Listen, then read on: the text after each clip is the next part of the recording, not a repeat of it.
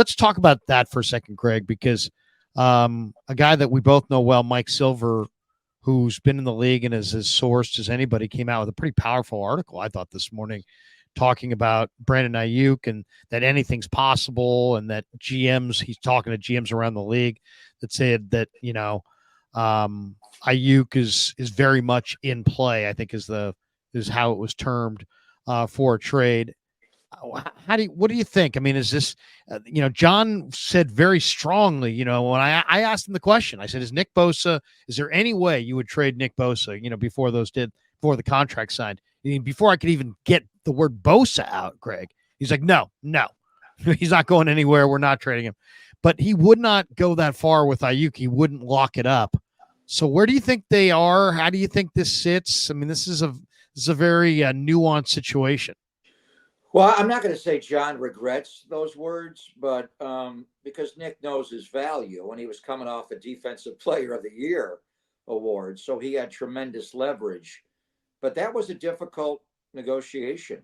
I think that was one, when you look at it, that the Niners gave in on a lot of levels that they were not anticipating having to give in. I didn't think they felt that they would have to pay him more than Aaron Donald, but ultimately, and they took it right to the week of the opener in Pittsburgh. Parag had to give in on a lot of things. I think Nick and his people won that negotiation. But they know, no matter what words you use, they were obviously going to judge John by his actions. So I think he's being a little more careful with his words. But Brandon Aiyuk is a instrumentally important player for this football team. And the bottom line is, he is your ex wide receiver. And those guys are the guys that have got to win. The X is the split end. It's up on the line of scrimmage. They move Aiyuk around, and they moved him in the slot more, and they moved him around a little more. But he's your classic X wide receiver. He's the guy. So it's 3rd down and 7. You don't have a lot of element of play action pass. The X wide receiver's got to win. And he's got to win at a variety of routes, whether it's a power slant or a slant and go, or whipping an out route or a double move. And Brandon Aiyuk has proven he can win over and over and over again. I was watching back elements of the championship game today, Larry, and obviously the BA ricochet, the big play he made with those long arms, but he came right back on the goal line in a tight area, and he ran one of those backside in cuts, and he got up with his big body. He's got 81-inch arms, and Brock slid a little bit, and he was able to get the ball to him. He's a guy who can beat man coverage consistently. He settles down into zones. He's a great blocker. He's a great leader on this team. He is a complete wide receiver, and they know that, and he knows that they know that, and his agent, Ryan Williams, knows that. So he's got to get paid. But how do you do it here?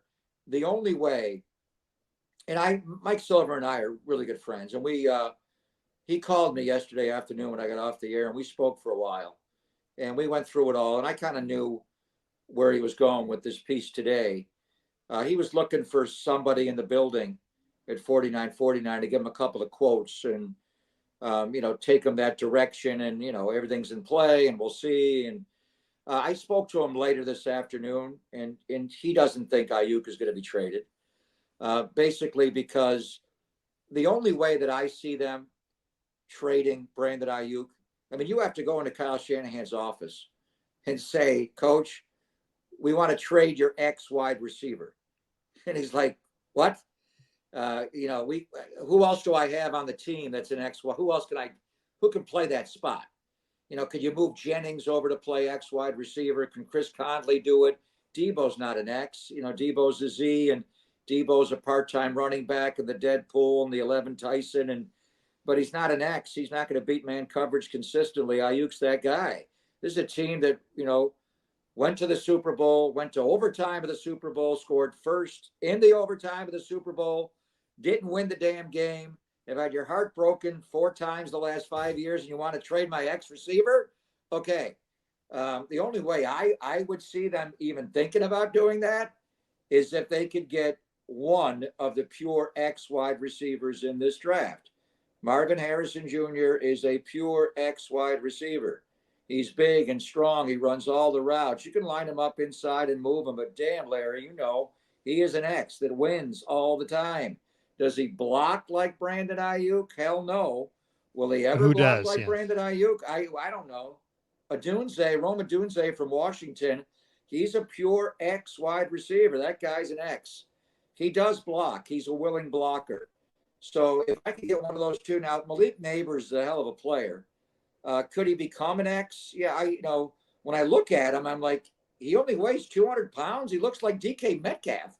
He looks like he weighs 240, and he's breaking everybody's tackles, and he's yakking, and he's a yak guy. But it's hard. You have to also But he's also play going the probably game. in the top 5, right? So he's their top Yeah, 10. so you're gonna have to go up high. Yeah. So my point is, if you're Kyle, and I'm always playing the game, who does Kyle like at wide receiver? Going back to Ayuk's draft class, I was in love with Jerry Jeudy. I know. I've I listened to you. thought he You was the guys next. really. You thought you were big on Judy. Judy was a home run hitter for Alabama, but But Kyle IU. didn't like him. There's no way Kyle's taking him because he does not block. Yeah. And he's, I thought he was the next Paul Warfield, and now he's on his second team. He's not playing for Kyle with the way he doesn't block. So with Kyle, if you could get Harrison Jr. or Dunze, the other, the big receiver from LSU, Brian Thomas Jr., he's amazing. He is an X. Strange player. You ever see a guy catch the ball over his shoulder on the deep cuts as consistently as he does? But when he faces the quarterback on intermediate stuff, he can't catch the ball. It's like, or he'll body catch it, or he's indecisive. I mean, but what a touchdown maker. Guy had 17 touchdowns. So my point is, okay, we'll tell the world we're going to trade Brandon Aiyuk, but how do we get up to, how high do you have to get up to get a Dunze?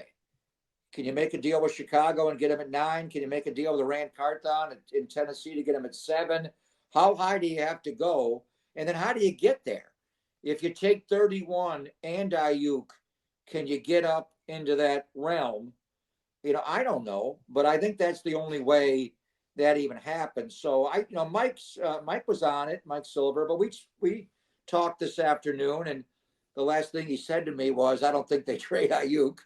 So based on everything that he was reporting, if the Niners get their price met, they would talk about it. But to me, they'd have to get up into that area to get one of those pure X wide receivers.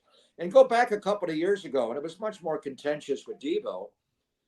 Debo wanted to be traded. There were issues with Debo, and they didn't trade him. But what were they offered? We were talking, John and I, we were on the air that day, obviously covering it. We said if they could get a top 10 pick, would they do it? Well, they did. The Jets offered him. Robert Saleh and Joe Douglas offered him a top 10 pick for Debo Samuel. But the issue was they wanted Debo and your second round pick coming back the other way. Well, that's not like getting the 10th overall pick if I'm giving you my second round pick. So I just don't see anybody offering that, because they can go draft the wide receiver I'm talking about and have to pay him a lot less. So I think, there's certain markings and where a deadline comes in. The draft is that. And I would think not only the first round, but the top of the first round, because you want to get one of those, bona fide X wide receivers. So, Mike agrees with what we're saying now. I think they put it out there, but I don't think anybody's going to match their demand. So I think when the draft comes and goes, Brandon Aiyuk is still a 49er. We'll see if they add a wide receiver or two. There are a lot of good ones. McConkey's a hell of a slot wide receiver, runs really creatively. There's some good players there, and then they'll have to deal with Aiyuk in the offseason. And you got several months to get him signed, hopefully by late July. Well, it's interesting because Mike kind of paints a picture that if they made him play on the 5th-year option, that it would be somehow a locker room mistake, or it would cause tension. I don't know if that's the case. I did think the article was interesting from the standpoint, they're talking about guys like Brian Thomas, A.D. Mitchell, Ricky Pearsall, Xavier Worthy, Xavier Legette, as guys that they could potentially get, maybe in the early second round. here the team that I think is kind of a team to watch is Peters and the Commanders, just from the standpoint we know why Bob Myers is there to reignite that whole iconic franchise and get a stadium built, so on and so forth. The Commanders signed 15 free agents. I could definitely see them going Jaden Daniels maybe at 2 and then trying to trade some of their. They've got four or five picks in the top 50. They could trade the 49ers 2 attractive picks for Aiyuk, and who knows? You could put Jahan Dotson in that deal or something like that. But I see the Commanders as a team that really might make a big play for Aiyuk because they have such draft capital, and if they do draft Daniels, that connection with Aiyuk is clear. Yeah, I mean, to me, they've got an ex wide receiver on their roster, Terry McLaurin. If they want to give McLaurin up, but I don't see them doing that, and they just signed McLaurin to a big time deal. So I don't see that happening, to be honest with you, with Adam. And I do think it's going to be interesting to see what he does on Thursday, because Adam obviously was instrumental in the 49ers. The last time they had a one was the Trey Lance draft, and I think there was a change of heart there. And when you looked at Trey Lance and versus say Mac Jones, I think a head coach would look at Mac Jones and love his skill set, where a scout would say, it's Trey Lance and all the traits that he has. And I'm not saying it's exactly the same here, but I do like J.J. McCarthy a lot. I don't think, but yeah, I think he's, look at what he does on third down and long. I understand they didn't ask him to throw the ball a lot at Penn State. It was the nature of their offense, but when they did, he made big time plays. It was funny when I was watching them play. I never once thought J.J. McCarthy would be a great NFL quarterback or even a starting quarterback in the NFL. But then when you put his tape on and just snap after snap after snap, it's like, wow, this guy's athletic. He's creative. He's powerful to run. He makes all the throws. And when he had to throw third down and long, 3rd and 7 or more, he came up with big time throws consistently, and the completion percentage was really impressive. But I don't think Adam, looking at it from a scout standpoint, now Dan Quinn may love Drake May. Yeah, it looks he may like he love does. JJ, but I think Adam, just from a trait standpoint, will take Jaden Daniels number 2. But we'll see ultimately. And then what does Elliott Wolf do at number 3? Does he trade back because he has so many needs on his football team? Does he just draft Drake May? Does Kwesi Adolfo-Mensah, from the former Niner analytics guy, move up from 11 and try to get Drake May, because Josh McCown, who we know well from his days with the Raiders, coached him obviously when he was a younger guy. So I think it'll be fascinating. I think it'll be interesting to see what ultimately Adam does there. And I think it's not just Adam.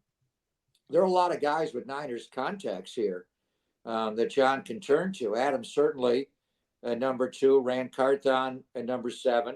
Saleh doesn't run the Jets draft, but he's in the room, and they have a lot of intel. We mentioned Kwesi Adolfo-Mensah in Minnesota, and they've made trades with him in the past. And, he's obviously made trades with other guys around the league that he has I'm always looking at Chris Ballard. John's made trades with him in Indianapolis, sitting in the teens. So, I mean, nobody does not like John Lynch.